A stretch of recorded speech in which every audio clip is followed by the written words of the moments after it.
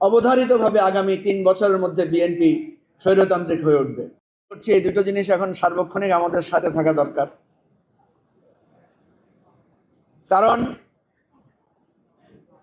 BNP যে বলছে তারা সংস্কার না, তারা সংশোধন করতে চায়, অথচ বিএনপির এই ইশতেহারের মধ্যে পাতায় পাতায়, পৃষ্ঠায় পৃষ্ঠায়, অক্ষরে অক্ষরে সংস্কারের কথা বলা আছে। সুতরাং এই বয়ানগুলো, এই কথাগুলো আমাদেরকে সুস্পষ্টভাবে তুলে ধরতে হবে, যাতে বিএনপি স্বৈরতন্ত্রী হয়ে উঠতে না পারে, বা স্বৈরতন্ত্রী হওয়ার তার যে প্রবণতা সেটা আমরা তুলে ধরতে পারি। প্রিয় ভাই ও বন্ধুগণ,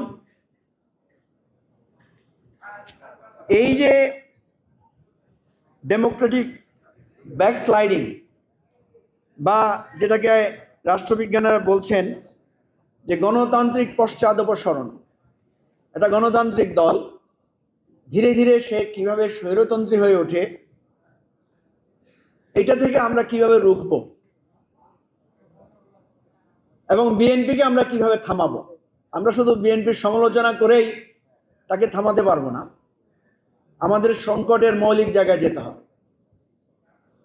যেমন আমি একজন রাষ্ট্রবিজ্ঞানের ছাত্র হিসাবে খুব চোখ বন্ধ করেই বলতে পারি, অবধারিতভাবে আগামী ৩ বছরের মধ্যে বিএনপি স্বৈরতান্ত্রিক হয়ে উঠবে।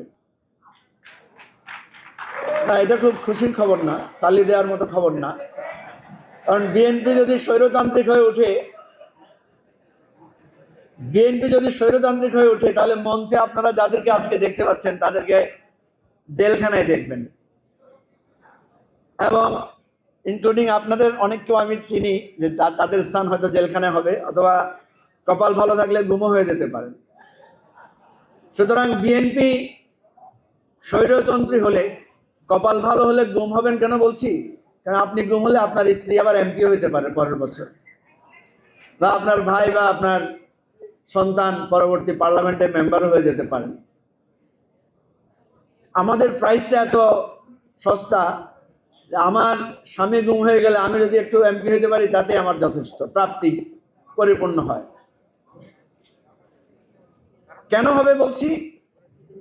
বিএনপির যে অর্থনৈতিক পলিসিতে বিএনপি হাঁটছে, দেখেন আমরা প্রায় 30 লক্ষ কোটি টাকার একটা ঋণ এভারে জর্জরিত জাতি।